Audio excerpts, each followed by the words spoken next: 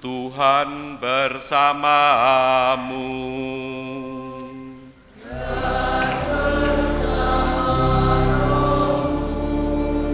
Inilah Injil suci menurut Santo Matius.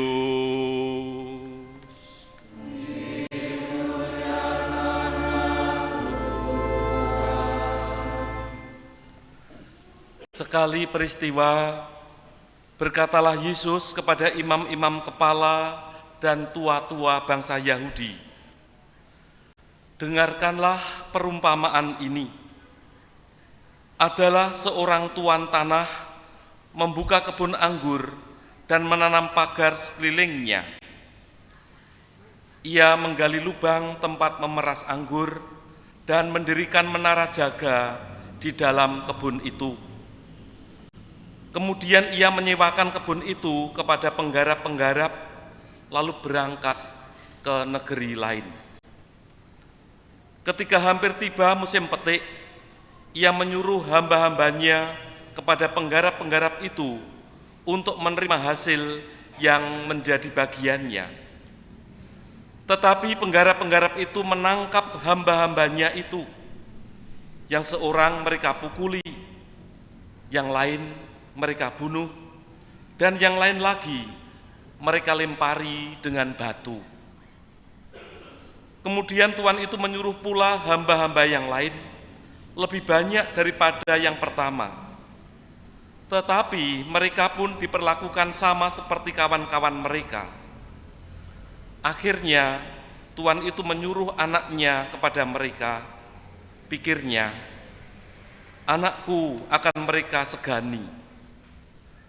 Tetapi ketika para penggarap itu melihat anak itu, mereka berkata seorang kepada yang lain, ia adalah ahli waris.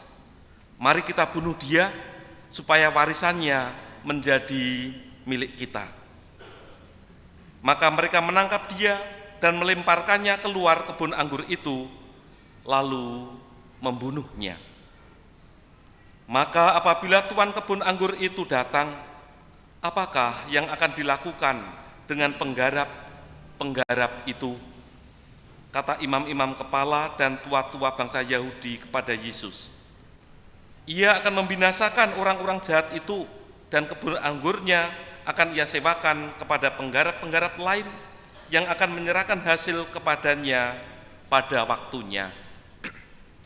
Kata Yesus kepada mereka, belum pernahkah kamu baca dalam kitab suci, batu yang dibuang oleh tukang-tukang bangunan telah menjadi batu penjuru? Hal itu terjadi dari pihak Tuhan, supaya suatu perbuatan ajaib di mata kita. Sebab itu aku berkata kepadamu, kerajaan Allah akan diambil daripadamu dan akan diberikan kepada suatu bangsa yang akan menghasilkan buah kerajaan itu.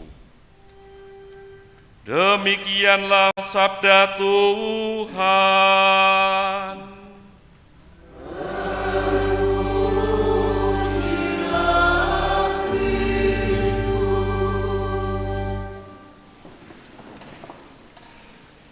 Para suster, bruder, ibu bapak, saudara-saudari yang terkasih, ada istilah dalam bahasa Jawa, wong mondok malah nyaplok gandok. Pernah mendengar istilah itu? Wong mondok itu orang kos gitu ya.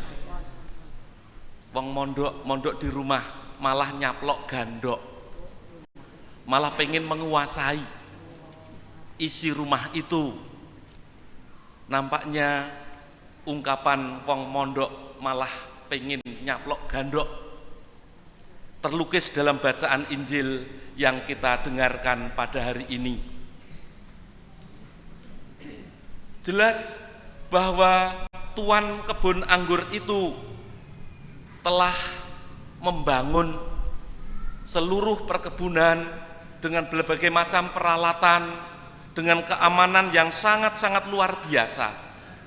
Tembok-tembok dibangun di sekelilingnya, ataupun pagar-pagar dibangun di sekelilingnya.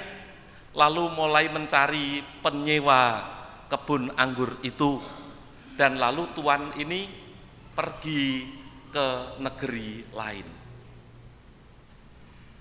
Tetapi apa yang terjadi?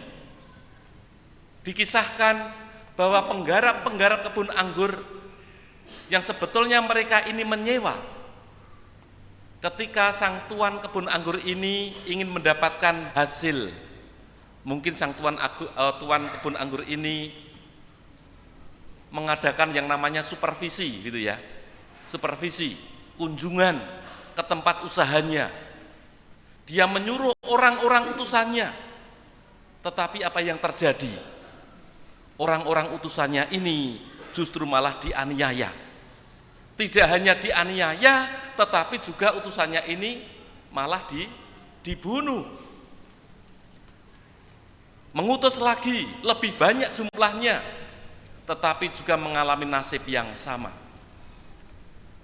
Lalu yang terakhir, tuan ini mengutus anaknya dengan pertimbangan bahwa anak ini adalah ahli waris yang pasti akan disegani.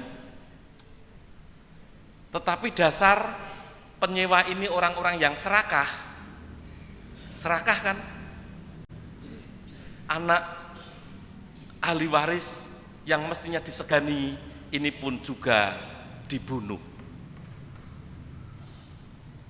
Supaya apa? Supaya kebun anggurnya itu lalu menjadi miliknya.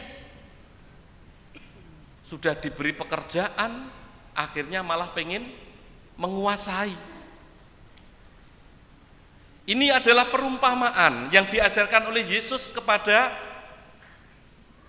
orang-orang Yahudi, kepada tua-tua Yahudi dan juga kepada imam-imam kepala, yang sebetulnya mengajak mereka untuk mensyukuri bahwa bangsa Yahudi, bangsa Israel, kalau itu dalam bacaan pertama, sebagai, kalau dalam istilah bacaan pertama, sebagai kekasih Allah.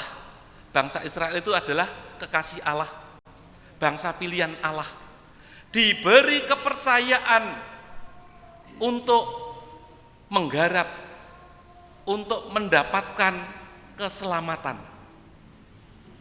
untuk mengolah kebun anggur Tuhan, mengolah kerajaan Allah. Tetapi nampaknya dalam diri bangsa Israel pada waktu itu bukanlah bangsa yang setia dan bukanlah bangsa yang bertanggung jawab. Dalam bacaan pertama jelas sekali bahwa kekasihku kebun anggur Tuhan sungguh-sungguh dijaga, dipelihara dengan harapan apa? Dengan harapan ya menghasilkan buah anggur yang manis. Tetapi yang dihasilkan adalah buah anggur yang masam, yang kecut. Mengecewakan. Mestinya mereka adalah bangsa yang setia. Mereka semestinya adalah bangsa yang bertanggung jawab. Mestinya mereka bersyukur sebagai bangsa pilihan Allah, tetapi mereka buah-buahnya justru malah mengecewakan hati Allah sendiri. Apa yang terjadi? Mereka akan ditebang, diinjak-injak, dan akhirnya biarkan kebun anggur itu ditumbuhi semak-semak, tidak lagi dirintangi dan tidak lagi disiangi. Artinya apa? Artinya tidak lagi dipelihara.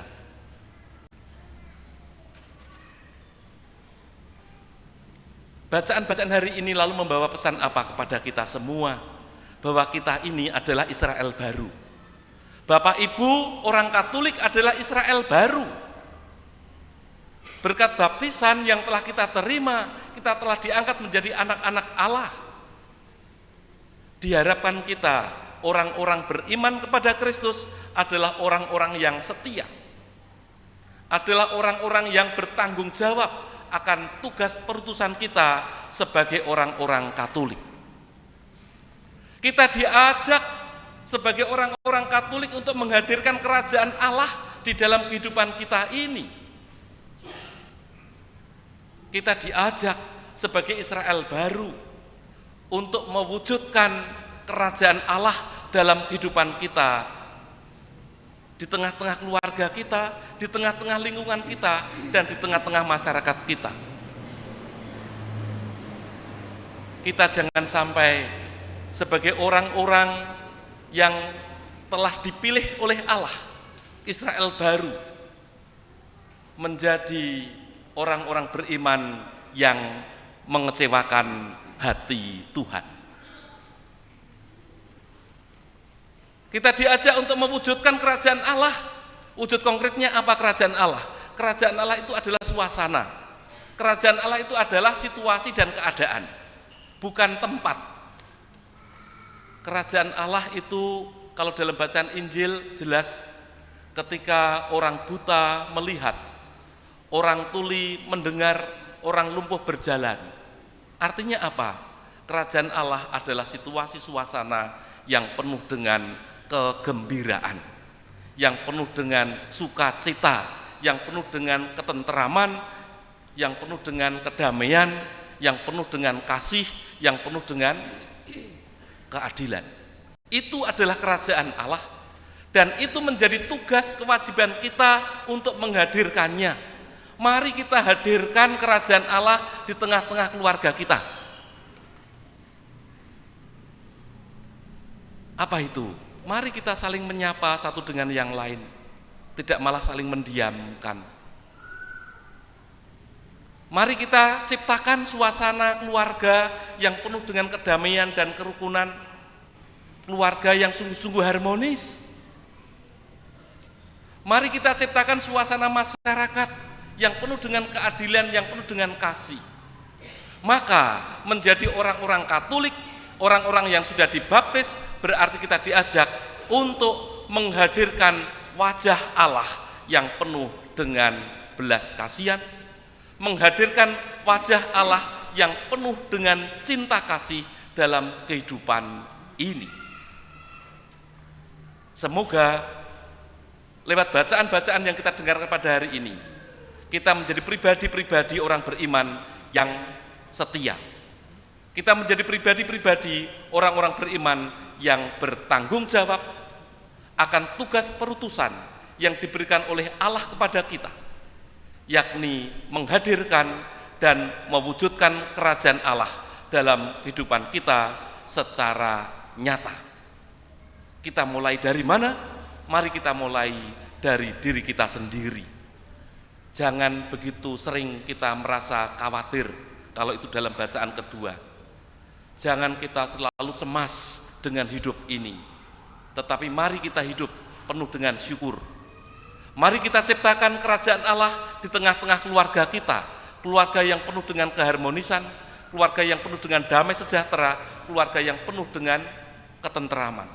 Mari kita bagikan damai sejahtera, kasih, kerukunan itu di tengah-tengah lingkungan, masyarakat, dan tempat di mana kita diutus. Kemuliaan kepada Bapa dan Putra dan Roh Kudus,